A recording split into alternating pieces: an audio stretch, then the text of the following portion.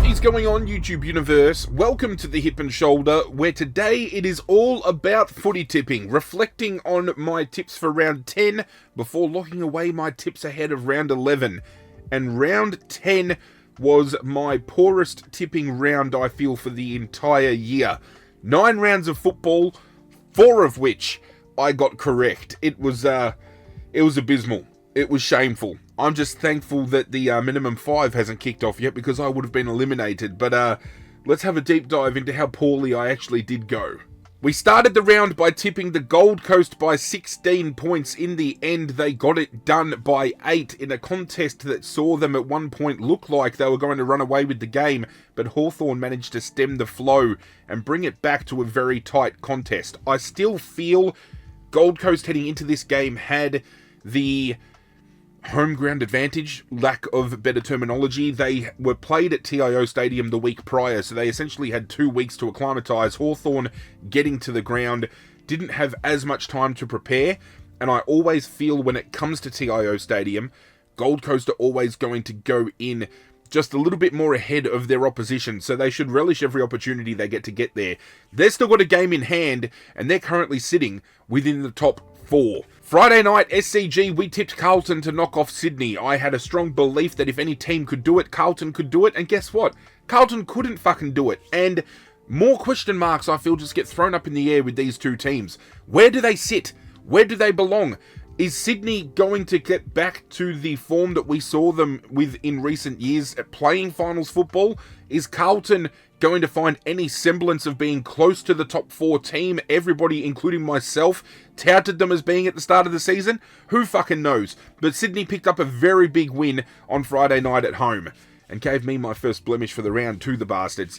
Saturday afternoon at the MCG, we backed in Collingwood to defeat Adelaide, and they did so in a very tight contest, one of which could have been easily won by Adelaide and could have easily been blown out by Collingwood. And I feel that is a tale of the tape for many games over the course of round 10. Some teams were so inaccurate that the scoreline could have ballooned out in major ways, but Collingwood coming out and asserting their dominance as arguably the best team in the competition, but yet in losing, Adelaide still show that they can take it to the best. We then tipped Geelong to defeat Port Adelaide. Did not expect it to be a 70-plus point win. That means within the last 3 weeks, we have seen a 90-plus point win and a 70-plus point win against Port Adelaide. Huge. Don't think we're talking about them in the contendership light right now. I definitely feel it is the pretendership light, but hey, beggars can't be choosers. We then move on to NG Stadium, where more question marks get thrown around because I have no idea what the fuck is going on with GWS and Fremantle this season, but Fremantle came out and absolutely belted them, 34 points. I would not have seen this coming. I honestly thought, on the back of Jesse Hogan kicking 9 goals the week prior, surely he can get a handle of Fremantle's backline and kick maybe 4 or 5. Nope. Fremantle win with Josh Tracy having little to no impact. GWS in this game, they had Jesse Hogan kicked 1, I think. Toby Green kicked 1. I really don't know where both these teams are at, because on paper, they are within, I would say, probably the top 5 teams in the competition when it comes to comprehensive list building. From defense to midfield to forward line, Fremantle and GWS have elite lists. And it's just blowing my mind. It really is, to the fact that they are so in limbo, it is not funny. Fremantle has a big win here. They probably go and drop their next game, which is going to be at home. And it's a very winnable game, and they'll probably lose that. GWS, they have had probably 4 or 5 games within the last 7 weeks that they should have won and absolutely fumbled. I don't know where these teams belong, where they're going to finish up. The roller coaster, the seesaw, it keeps on going, it keeps on tilting. Fucking throw a dice at this point with these two, seriously. Bulldogs absolutely demoralised Essendon, and this took me back to a moment in time where the Bulldogs defeated Essendon by 100-plus points, and we saw the Essendon fans jeering and spitting on players and swearing and carrying on. Very reminiscent of those times, and the Bulldogs being very inaccurate in front of goal meant that this could have been 110, 120, 130 plus points in the way of their win. Bailey Dale, 49 disposals and 1,000 plus metres gained, setting the disposal record for the Western Bulldogs and Footscray as a whole. As a halfback flanker. You've got to be seriously in all sorts to allow that shit to go down, and that's exactly what Essendon did. But hey, I got back on the winner's margin by this point in time, so I didn't give a shit. Unfortunately, that was it for the winner's margin for the entire weekend, because I tipped Richmond to defeat North Melbourne, and North Melbourne won in a very hard-fought stoppage-based contest. We backed Brisbane to defeat Melbourne, and they fell to Melbourne by 11 points. And then we backed in St Kilda. After, if you rewind and go back to last week's tipping video, I initially tipped West Coast. I even went as far as saying this could be the game where you put West Coast as your gauntlet selection just to get them off the table. I didn't do it. And in the end, look what happened. I'm just kicking myself that I did not lock this tip in. 4 out of 9 was absolutely abysmal. However, it makes me feel a little bit better that we didn't have overachievers this round in my league. We've had people getting 7s and 8s every other week, and some people have got perfect tipping rounds. This week, the highest amount tipped correctly was 6 out of 9. Hey. So, congratulations must go to everybody who tipped 6, and I'm going to run down the barrel right now. Skyvo, Lakes Legends, Saintly 12, Princess Cahill, Macca0303, JR Jokers, Jazz Guy 13, Gramercy Riffs 78, MRL from PA, Beanos, Majtig 77, Captain Jack, Master Mano, Yarra Villa, Benny Craig, Sean AE, and Team Wiggles. Congratulations to every single one of you for being the tipsters to tip the most correct for the round. And as we look at the total tips, we still have a definitive leader, and it is Skyvo still sitting on top on 67 tips, 1 tip ahead of a small handful in Macca0303, Jazz Sky 13, Sean AE, and Gramercy Riffs 78. Our top 10 then consists of Beanos, Nando, Matthias, Charles Lowe, Princess Cahill, and then sitting in 11th but equally tied for that 8th spot is MRL from PA. Congratulations to my top 10. Special congratulations to Skyvo for remaining on top of the ladder for another round. With all that being said and done, I have dropped all the way down to 36. I am almost in the bottom 40. I am dropping so incredibly fast, it's not funny. I'm on 55 tips. That is 12 tips behind the leader. That is, 8 tips behind top 10? I don't even know what's happening with me this year. It's one of collectively the worst years I've had in the way of placing in the bottom of the ladder. I've got to start making some moves. Maybe round 11 is the round that I do it. It is the continuation of Sir Doug Nicholls' round, and we do see the fated Dream Time at the G return once more. It is one of my favourite marquee moments of the year as a Richmond supporter, but the round kicks off tomorrow night with Geelong taking on the Western Bulldogs at GMHBA Stadium. And this game has a lot of fire going towards it. We know the comments that Bailey Smith made a few weeks ago about playing in front of big crowds, and the Bulldogs can't do that out in Ballarat. We then had Luke Beveridge in a press conference, I think earlier today, say that it only took Geelong to host the Bulldogs at GMHBA to sell the place out. The banter between these two clubs is insane, and we know Bailey Smith gets out there, Tom Liberatore is going to be the one that absolutely ragdolls the shit out of him, and as a neutral supporter, I cannot wait to see that go down. However, how do we tip this game? It is incredibly close. I really don't know which way to go here. We've got Geelong, who absolutely belted Port Adelaide in Adelaide, and we've got the Bulldogs that absolutely demoralised Essendon at Marvel Stadium. Geelong gets neutral ground given and home ground advantage, rather, even, given the fact that they're back at home. But I feel it's neutralised given the fact that the Bulldogs have been playing incredible football. Now, a lot of people have been disregarding the Bulldogs in the way of their overall presence when it comes to the premiership and whether they can go for that premiership tilt again. A lot of people kind of disregarding Geelong in that fact as well. I feel that these are two teams that are very much not spoken about enough when it comes to that window being open. This, to me, is going to be the game of the round, just because what it represents to each team wanting to break away from the pack, show that they still have what it takes. I feel, though, the Bulldogs could cause an upset here at GMHBA Stadium.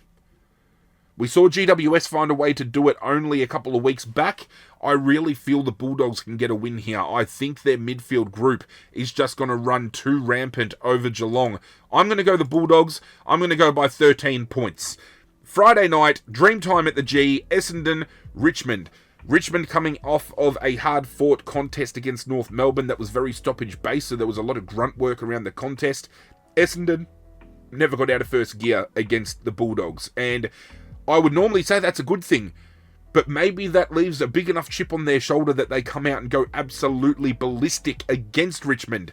That being said, I am confident enough in what I've seen out of my boys against West Coast and against North Melbourne to know and to believe that our best is going to best Essendon. And I feel, with Todd Goldstein going around in the ruck, Nankervis can get the better of him. I feel there are some midfield components that we have that can get on top.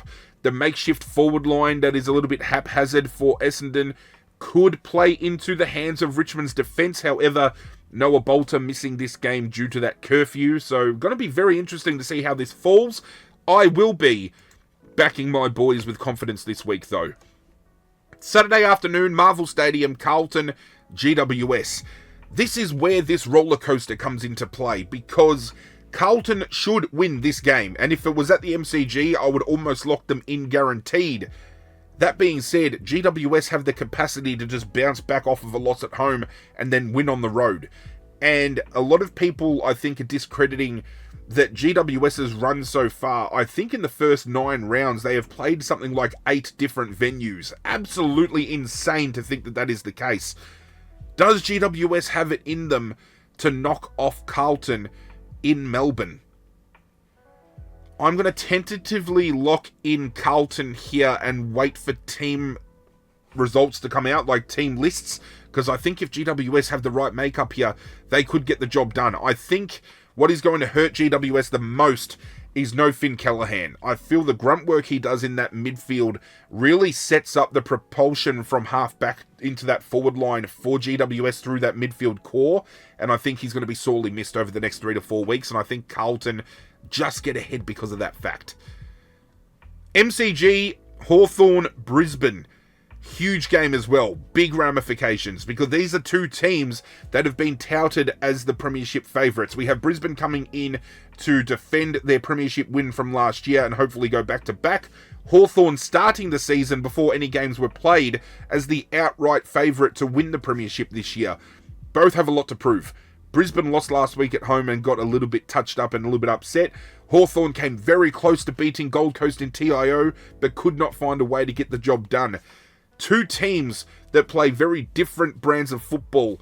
I feel Hawthorn's defence is going to be way too hard for Brisbane's forward line to manipulate around, and I think Hawthorn pick up the win here. Marvel Stadium, North Melbourne, Collingwood. I'm backing Collingwood here. That they are playing the best brand of football currently. They are, in my opinion, the best team in the competition currently. Can North Melbourne push them to their limits? I do see a realm where that does happen, especially if they can force stoppage after stoppage after stoppage, just like they did against Richmond. That opens the door for them to gain possession and play a North Melbourne brand that we've seen them get back to playing over the last few weeks. But I think Collingwood are going to be too good for that to happen. Saturday rounds out, and I mentioned it before. Fremantle hosting Port Adelaide at Optus Stadium. This is the game that Fremantle should win, and I can almost guarantee it. Port Adelaide rock up and knock them off, because that is how Fremantle's seesawing affair has gone this week. I'm going to tip Fremantle because they should win this one comfortably, but if Port Adelaide win this game, feel free to come back to this moment and say, read my lips and say, I told you so. That's what I'm getting at. I just think, I don't know, I can't back Port Adelaide enough with confidence here, but I think this is just it speaks to volumes of how Fremantle have been this season. They win, they lose. They win, they lose. They're back at home. They should win. Nope, they're going to lose. Maybe, who knows, but I'm hoping they don't. Sunday kicks off at Adelaide Oval. Adelaide taking on West Coast. West Coast up and about. They played a really good brand against Richmond. They won last week against St Kilda. They're going to take every little bit of momentum they have gathered over those last couple of weeks into this game, and I'm hoping this is a cracking contest. I just think Adelaide and how they played against Collingwood are going to be too refined for West Coast to shut down. At the MCG, Melbourne taking on Sydney. Again, coin flip this game. Melbourne upsetting Brisbane in Brisbane cannot be denied. However, that came in a very late charge in that last quarter. Very similar circumstances, however, to the fact that Sydney did very similar against Carlton this past week. It was an arm wrestle, and then Sydney skipped away in the end. So this is two teams coming off of a round where they put the foot down in the last quarter and ran away when the game was there to be won. And it's going to be a cracking contest. I think at the MCG, I just think collectively, Sydney's going to be the one to win this one. I just see it happening. I feel the Sydney players take more out of that win and the way they played and how they were able to shut things down than what Melbourne did, because I feel Melbourne was still too reliant on main players to get it done. And while, don't get me wrong, Isaac Heaney and Chad Warner absolutely popped off against Carlton, there was still some second string players that really stood tall. However, Joel Amadi is out, which means their forward line is going to be completely fucked. I'm going Melbourne.